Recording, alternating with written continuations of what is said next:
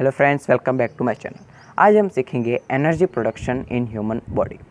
तो टॉपिक को स्टार्ट करने से पहले मैं आपको बता दूं कि ये जो आपका सिलेबस का टॉपिक है उसमें बहुत ही कम डिटेल्स में दिया गया है। तो ये टॉपिक कवर करने के बाद मैं आपको इसके बारे में ही कुछ एक्स्ट्रा इन्फॉर्मेशन दूंगा स्टोरी के फॉर्म में। तो ये वीडियो लास्ट तक ज़रूर देखना क्योंकि स्टोरी आपको एकदम अमेजिंग और अनबिलीवेबल लगेगी। तो चलते हैं हम हमारे टॉपिक के ऊपर। तो आपने बहुत बार सुना रहेगा कि हमें खाने से विटामिन्स, मिनरल्स, न्यूट्रिएंट्स ये सब मिलते हैं।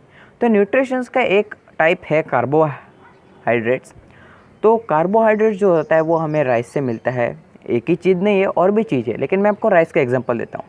तो जब आप राइस खाते हैं तो जब आप च्यूइंग करते हैं तब सलाइवा उसमें मिक्स होता है। तो क्या होता है कि जो खाना रहता है वो ब्रेक डाउन होता है। डाइजेशन का मतलब ही है break down of complex substance to simple substance. तो ये डाइजेशन है, इसका डेफिनेशन है। तो हम जब खाते हैं एक राइस तो उसमें कार्बोहाइड्रेट्स थे वो ब्रेक डाउन होते हैं। तो एक कार्बोहाइड्रेट्स 1000 ग्लूकोज के मॉलिक्यूल में कन्वर्ट हो जाता है। तो ये जो ग्लूकोज है वो आगे साइटोप्लाज्म में जाता है, सेल में, वहाँ पर वो उसका ऑक्सीडेशन होता है। तो ये सब जो प्रोसेस है उससे एनर्जी बनता है। और उसकी जो पूरा प्रोसेस है उसको 3 पार्ट्स में डिवाइड किया गया। उसके 3 स्टेप्स हैं। तो फर्स्ट स्टेप है ग्लाइकोलिसिस, फिर सेकंड है ट्राई कार्बोक्सिलिक एसिड साइकिल, उसको हम क्रेब्स साइकिल भी बोलते हैं, और फिर थर्ड है इलेक्ट्रॉन ट्रांसफ़र चेन। तो ये जो प्रोसेस है वो ऑक्सीजन के प्रेजेंस में होता है, इसलिए इसे कहते हैं एरोबिक रेस्पिरेशन। अभी एरोबिक रेस्पिरेशन का फुल फॉर्म ये है, the respiration that process that performs under the presence of oxygen is called as aerobic respiration. तो ऑक्सीजन का होना बहुत ज़रूरी है, लेकिन ये ग्लाइकोलिसिस का जो स्टेप है उसमें ज़रूरी नहीं है। यहाँ पर ग्लाइकोलिसिस में बिना ऑक्सीजन के भी यहाँ पर उसका ऑक्सीडेशन होता है ग्लूकोज का। तो ग्लाइकोलिसिस का अगर किसी ने आपको मतलब पूछा तो आप ऐसे कह सकते हैं, glycolysis is a process during which a single molecule of glucose broken down into 2 molecules of each, pyruvic acid, water and NADH2 and ATP। ATP एक ऐसा मॉलिक्यूल है जिसे हम एनर्जी रिच मॉलिक्यूल भी कहते हैं। ATP यानी एडोनाइन ट्राइफॉस्फेट, ये एक एनर्जी का मॉलिक्यूल है जो हमारे बॉडी में होता है, उससे हमें एनर्जी मिलती है। तो ये जो ग्लाइकोलिसिस है, क्रेब्स साइकिल है, फिर इलेक्ट्रॉन ट्रांसफ़र है, तो लास्ट में हमें 38 मॉलिक्यूल्स ऑफ ATP मिलते हैं। तो फर्स्ट हम देखते हैं ग्लाइकोलिसिस। तो ग्लाइकोलिसिस में कैसे, जो ग्लाइकोलिसिस है वो साइटोप्लाज्म में वर्क होता है।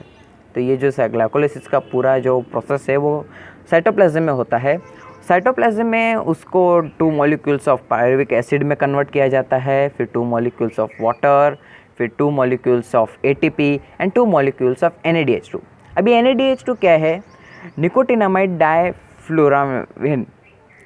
तो ये इसका फुल फॉर्म है, NADH2। तो जो NADH2 है वो ऐसे ही रहता है, फिर 2 ATP आपको उसको साइड में रखना है। फिर आगे का नेक्स्ट जो स्टेप है उसको बोलते हैं लिंक रिएक्शन। ये जो है ये प्रोसेस आगे कंटिन्यू जाता है क्रेब्स साइकिल के, लेकिन क्रेब्स साइकिल के बिफोर का एक प्रोसेस है, ग्लाइकोलिसिस और क्रेब्स साइकिल के बीच का प्रोसेस। तो ये जो प्रोसेस है वो पेरी माइटोकॉन्ड्रियल स्पेस में होता है, यानी कि जो माइटोकॉन्ड्रिया होता है उसका मेम्ब्रेन होता है, उसका 2 मेम्ब्रेन है, आउटर मेम्ब्रेन, इनर मेम्ब्रेन। तो वो इनर मेम्ब्रेन और आउटर मेम्ब्रेन के बीच में जो ये स्पेस होता है उसको बोलते हैं पेरी माइटोकॉन्ड्रियल स्पेस। तो उस जगह पे ये लिंक रिएक्शन होता है और इससे जो पायरुविक एसिड है वो एसिटाइल को एंजाइम में कन्वर्ट हो जाता है, और जो उसमें 2 NADH2 मतलब NADH2 का भी एक मॉलिक्यूल फॉर्म होता है। अभी ये NADH2 को भी आप साइड में रख ले। तो 2 ATP है, NADH2 है और वापस एक NADH2 हुआ, तो 3 NADH2 हो गए हमारे पास। फिर जो एसिटाइल कोएंजाइम है वो नेक्स्ट स्टेप्स में जाता है। नेक्स्ट स्टेप्स में यानी क्रेब्स साइकिल। क्रेब्स साइकिल में जो एसिटाइल कोएंजाइम A जो है वो कन्वर्ट होता है 6 molecules of NADH2 and 3 molecules of FADH2। FADH2 यानी यहाँ पर आपको मैंने ये दिया है फुल फॉर्म इन दोनों का, आप देख सकते हैं टेक्स्ट बुक का ही मैंने एक पिक दिया है, तो आप इसमें देख सकते हैं कि ये भी एक आपको MCQ की तरह पूछा जा सकता है। तो यहाँ पर 6 NaDH2, पीछे के 3 NaDH2 यानी 9 NaDH2 फॉर्म हुए हमारे पास, और 3 FADH2 है, और 2 ATP पहले पास है। अभी हम जा रहे हैं थर्ड स्टेप में, जो सबसे इम्पोर्टेंट है, क्योंकि यहाँ से हमें ATPs मिलेंगे। तो ये स्टेप में क्या होता है, हर एक NaDH2 का जो मॉलिक्यूल है, यानी एक NaDH2 से हमें मिलेंगे 3 ATP। तो हमारे पास कितने NaDH2 है, 9, 9 3 ज़ा 27, यानी हमारे पास 27 ATPs हैं। तो 2 ATP पहले से, फिर 27, तो हो गए 27 + 2 ATPs कितने हुए, 29। और आगे जो FADH2 जो है, उससे एक FADH2 से हमें 2 ATP मिलते हैं, एक FADH2 से। तो दो ATP हमारे पास पहले से थे, फिर 2 NaDH2 भी था, और 2 NaDH2 आए लिंक रिएक्शन में, तो टोटल 4 NaDH2 हो गए। तो 4 3 ज़ा 12, क्यों इलेक्ट्रॉन ट्रांसफ़र चेन में ऐसे होता है ना कि एक NaDH2 से 3 ATP, तो 12 ATPs, और पहले के हमें ग्लाइकोलाइसिस में जो 2 ATP मिले थे, तो 12 + 2 14। और अभी जो ये क्रेब्स साइकिल है, ये प्रोसेस में हमें 6 NaDH2 मिले थे, तो 6 NaDH2 से हमें मिलेंगे 18 ATPs और 3 FADH2। तो एक FADH2 से हमें मिलते हैं 2 ATPs, तो इनसे तीनों से हमें मिलेंगे 6 ATP। तो इन सब का टोटल करेंगे तो हमें मिलता है 38 ATPs, और बाय प्रोडक्ट्स में हमें मिलता है कार्बन डाइऑक्साइड और हाइड्रोजन। तो ये जो ATP है, 38 ATPs प्लस हाइड्रोजन और प्लस कार्बन डाइऑक्साइड, तो ये जो 38 ATPs है वो हमें सिर्फ एक ग्लूकोज मॉलिक्यूल से मिलते हैं। तो ऐसे एक कार्बोहाइड्रेट से हमें थाउजेंड्स ऑफ ग्लूकोज मिलते हैं, तो यानी एक कार्बोहाइड्रेट से 38,000 ऑफ ATPs मिलते हैं। और ऐसे हम एक ही कार्बोहाइड्रेट तो कंज्यूम नहीं करते हैं, बहुत सारे कार्बोहाइड्रेट्स कंज्यूम करते हैं, तो हमें 38 × थाउजेंड्स ऑफ ATPs हम डेली बेसिस पे, मतलब डेली बेसिस पे नहीं, जब भी खाना खाते हैं तभी उससे कंज्यूम्स हम करते हैं, और हमारे बॉडी में मैन्युफैक्चर होता है। तो आपको बुक में सिर्फ इतना दिया है, फिर आगे ATP के बारे में दिया। ATP यानी क्या है, एडेनोसिन ट्राइफॉस्फेट, जिसको हम केमिकली उसको एडेनोसिन, नाइट्रोजनस बेसिस एडेनाइन है उसमें, फिर ट्राइफॉस्फेट है, फिर पेंटोस शुगर है। तो आप इसका स्ट्रक्चर कैसे देख सकते हो, यहाँ पर जो एडेनाइन है उससे रिलेटेड, उससे कनेक्टेड है 3 फॉस्फेट ग्रुप्स, तो उनके बीच में बॉन्ड्स हैं। तो ये जो बॉन्ड्स हैं उन्हीं में ही एनर्जी एकदम स्टोर किया जाता है, और उन लास्ट का जो फॉस्फेट ग्रुप है और सेकेंड लास्ट, इनके बीच का जो बॉन्ड है उसको ब्रेक करके हम ATP का मतलब बॉन्ड को ब्रेक करके एनर्जी प्रोड्यूस करते हैं। तो बॉन्ड टूटा, थर्ड जो फॉस्फेट ग्रुप था वो निकल गया, तो बचे 2 फॉस्फेट, तभी उसको बोलते हैं ADP, एडेनोसिन डाइफॉस्फेट, क्योंकि 2 हो गए। ये ATP के बारे में था। फिर आगे हम देख सकते हैं कि एरोबिक और एनारोबिक रेस्पिरेशन का आपको एक माइंड मैप दिया है। तो जो एनारोबिक रेस्पिरेशन है उसका डेफिनेशन ऐसे है, the respiration that takes place in the absence of oxygen, यानी एब्सेंस ऑफ ऑक्सीजन में जो रेस्पिरेशन होता है उसे कहते हैं एनारोबिक रेस्पिरेशन। तो इसमें सिर्फ ग्लाइकोलाइसिस के स्टेप्स होते हैं, और फिर एरोबिक रेस्पिरेशंस में हमें सिर्फ एनारोबिक जो रेस्पिरेशन है उसमें हमें सिर्फ 2 ही ATP मिलते हैं, क्योंकि ग्लाइकोलाइसिस के एंड में हमको सिर्फ 2 ATP मिलते हैं। मैं आपको एक माइंड मैप दिखाता हूँ, जो देखो आप उसमें आप देख के इसको अंडरस्टैंड कर सकते हो। तो हमारे बुक में सिर्फ इतना ही है, मैं आपको आगे की स्टोरी बताता हूँ। तो सपोज़ आपने कार्बोहाइड्रेट कंज्यूम किया, उसका ग्लूकोज हुआ, तो ग्लूकोज आपने पढ़ा रहेगा कि जो भी न्यूट्रिएंट्स रहते हैं, फिर विटामिन मिनरल्स जो रहते हैं वो हमारे ब्लड में आ जाते हैं स्मॉल इंटेस्टाइन के बाद। तो ब्लड में ग्लूकोज आ गया, अभी ग्लूकोज लेवल बढ़ गया। ग्लूकोज लेवल बढ़ना अच्छी बात नहीं है, तो ये जो मैसेज ग्लूकोज लेवल बढ़ जाता है, तो ये जो मैसेज है वो हमारे ब्रेन के पास पहुंचता है। ब्रेन पेनक्रियास को मैसेज भेजता है कि इंसुलिन, एक हार्मोन जो होता है, उसको रिलीज़ करो। जो हमारे जो बॉडी में जो ब्लड में जो ग्लूकोज लेवल इंक्रीज़ हो गया है उसको नॉर्मल करने के लिए। तो ये नॉर्मल हो जाता है इंसुलिन आने के बाद। लेकिन ये नॉर्मल होता कैसे है?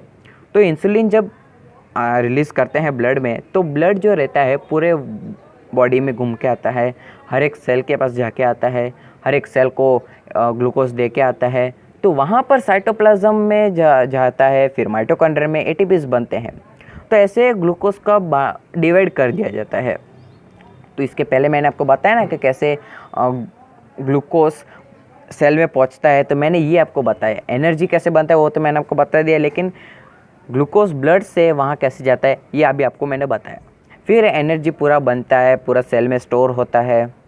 फिर आपको मैं आगे का बताता हूँ कि नेक्स्ट क्या होता है। फिर नेक्स्ट सपोज़ आपने वापस खाना खाया, फिर वापस ग्लूकोज आया। अब ये ग्लूकोज है ब्लड में, इंक्रीज़ हो गया ग्लूकोज का लेवल, लेकिन अभी सेल्स में भी पूरा एनर्जी भरा पड़ा है। उधर वहाँ पर भी एनर्जी स्टोर करना, अभी एनर्जी मैन्युफैक्चरिंग करने का मीन्स कह सकते कि एनर्जी मैन्युफैक्चरिंग वहाँ नहीं हो सकता, क्योंकि वहाँ पर स्टॉक बहुत जमा हो गए। तो उस टाइम में क्या होता है, इंसुलिन तो रिलीज़ होता है, लेकिन जब वो ग्लूकोज जो रहता है वो लीवर में स्टोर हो जाता है। फिर नेक्स्ट डे होता है, आप बहुत हार्डवर्क कर रहे हो, तो आपका जो सेल में जो स्टॉक था एनर्जी का वो यूज़ हो जाता है। आपने अभी तक खाना नहीं खाया, ग्लूकोज का लेवल ब्लड में बढ़ा नहीं, और एनर्जी की डिमांड बढ़ती जा रही है। अभी एनर्जी की डिमांड बढ़ती जा रही है, लेकिन हमारे पास ग्लूकोज तो है नहीं। तो आप कैसे एनर्जी प्रोडक्शन करेंगे सेल्स में? तो उस टाइम पे ये मैसेज जाता है ब्रेन के पास। ब्रेन लीवर में एक हार्मोन को मैसेज भेजता है, ग्लूकागॉन, जो क्या करता है ब्लड में ग्लूकोज का लेवल बढ़ाने का काम करता है। इंसुलिन घटाने का काम करता है, ग्लूकागॉन बढ़ाने का काम करता है। ये दोनों का ऑपोजिट फंक्शंस है। तो ग्लूकोज आता किधर से? तो जो हमने एक्स्ट्रा जो ग्लूकोज था वो जो लीवर में स्टोर हो गया था वही बाहर आता है।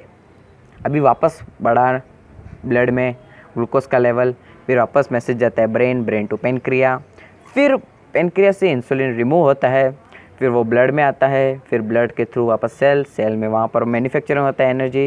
ये पीछे मैंने रामायण महाभारत का कहा एनर्जी का। तो ये सब होता है, फिर वापस एनर्जी मैन्युफैक्चरिंग होता है, ये यूज़ होता है, और फिर वापस नॉर्मलिटी आ जाती है, इंसुलिन बंद हो जाता है रिलीज़ करना। तो ऐसे हमारा बॉडी में हम पता ही नहीं चलता है कि कैसे बॉडी फंक्शंस कर रहे हैं, लेकिन फिर भी बॉडी हमारा फंक्शनिंग चालू रहता है। It's a machine. बॉडी हमारा एक टाइप का मशीन ही है। तो मैंने अगर अभी और एक मैं आपको थोड़ा स्टोरी बताऊं जो मैंने आपको बीच में नहीं बताया था। तो क्या होता है कि जब भी हम फुल विगरसली एकदम फुल स्पीड में भाग रहे हैं, एक्सरसाइज कर रहे हैं बहुत, तो हम थक जाते हैं, और नोज़ से तो हम ऑक्सीजन अंदर लेते ही हैं, लेकिन कभी कभी मुंह से भी। तो ये जो हम मुंह से ऑक्सीजन अंदर लेते हैं, तो वो कैसे क्यों लेते हैं? तो जब हम एनर्जी करते हैं एकदम स्पीड में भागते हैं, तो एनर्जी का ज़्यादा यूज़ होता है। जैसे ही ज़्यादा यूज़ होता है एनर्जी का, तो एनर्जी प्रोडक्शन का भी डिमांड ज़्यादा बढ़ जाता है। और एनर्जी का प्रोडक्शन कब होगा? जब ऑक्सीजन का सप्लाई इनफ रहेगा। तो जब भी हम एक्सरसाइज करते हैं तो ऑक्सीजन का सप्लाई थोड़ा लेस हो जाता है। तो लेस होने के कारण वहाँ पर एनर्जी प्रोडक्शन बराबर नहीं बन जाता है, उसका जो डिमांड है वो सफिशिएंट नहीं हो पाता है।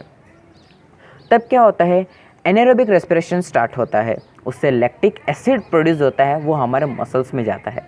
तो कभी कभी हम भागते हैं तो तभी हमारे पैर बहुत एकदम स्पीड में भागते हैं, फिर हमको ऐसा लगता है, एक टाइम आता है कि हमको रुकना ही पड़ता है, लेकिन हम तभी भी नहीं रुकते। तो आगे जाके हमारे पैर में जो रहता है, थाइज रहता है, जो नी रहता है, उसके पीछे के जो मसल्स रहते हैं उसमें थोड़ा क्रैम्प जैसा लगता है। तो वो क्यों? कि वो लैक्टिक एसिड है ना, मसल्स को जकड़ देता है। तब हमें रुकना ही पड़ता है, और फिर हम एकदम फास्ट ब्रीदिंग लेते हैं, ऑक्सीजन एकदम अंदर जाता है मोर अमाउंट में, उससे हमें एनर्जी प्रोडक्शन होता है, और तब जाके हमें राहत होती है। तो ऐसे ही पूरा हमारा बॉडी एक वर्क करता है। अगर ये वीडियो आपको पसंद आया तो प्लीज़ लाइक शेयर सब्सक्राइब कीजिएगा। Thank you.